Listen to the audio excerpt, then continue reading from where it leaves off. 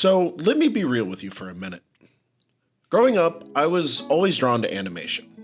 Something about losing yourself in a wonderland of made-up worlds with diverse characters, power structures, and stories spoke to me in a way that feels a little hard to explain. Early on, it was Saturday morning cartoons. Waking up early with my friends, or my little sister, or heck, even my mom, and watching show after show, never wanting to miss a single episode. Now, in a time before DVR was invented, I would take blank VHS tapes and record whole mornings worth of shows whenever I knew I was going to miss that day's programming because some other activity I had to do. These are treasured moments that honestly helped shape me into the young man I was and the adult I've become today. Eventually, though, as we all do, I grew up, slowly leaving my Saturday morning infatuation behind. No more adventures with Jackie Chan, or keeping up with every move Ash and Pikachu were going to make, and no more pajamas and cereal in a blanket fort. Other things began to interest me, and spending every morning with my group of animated friends became, well, less of a priority.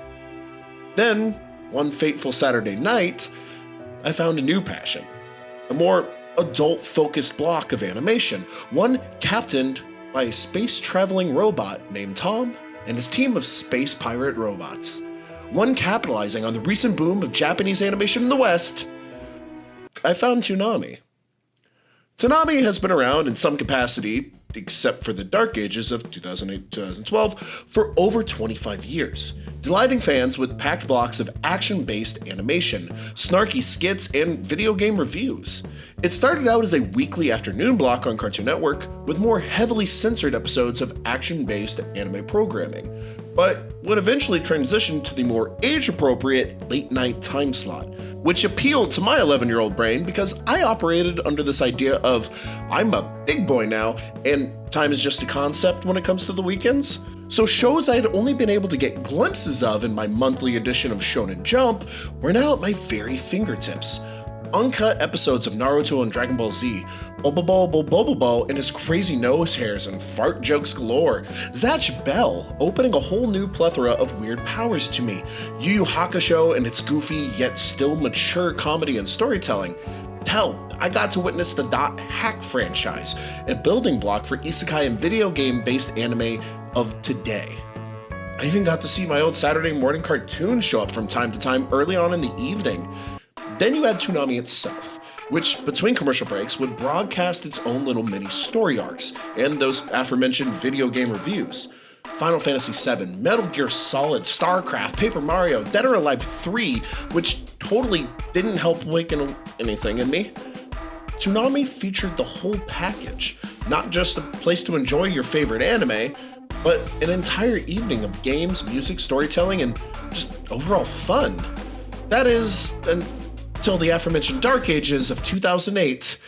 Well, this is the end, beautiful friends.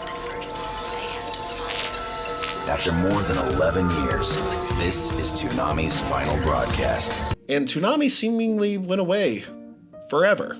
Now, this isn't to say Cartoon Network would abandon its newfound love for Japanese animation with Toonami gone, but rather they placed it as a part of the network's already established Adult Swim block of programming, with Saturday still being the place to get your weekly fix of action-packed goodness.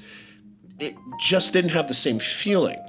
Because without Tom and the gang guiding you from episode to episode, it lost a lot of the charm that made watching the shows you might not have had an interest in so enjoyable.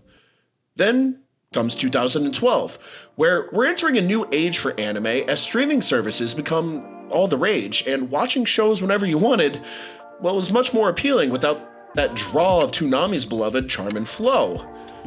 Then, when we needed it the most, they returned. As a prank.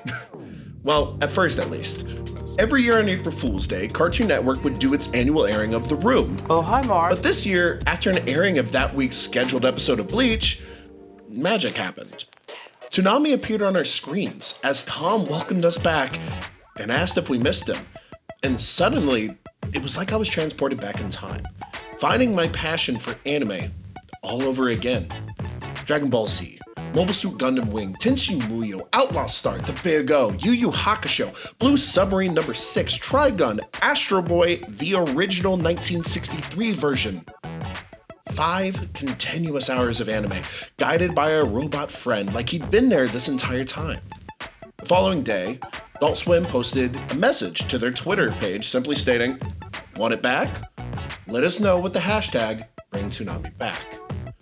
On April 4th, Adult Swim followed up this tweet with one stating, hashtag #BringBackToonami. We've heard you. Thank you for your passion and interest. Stay tuned.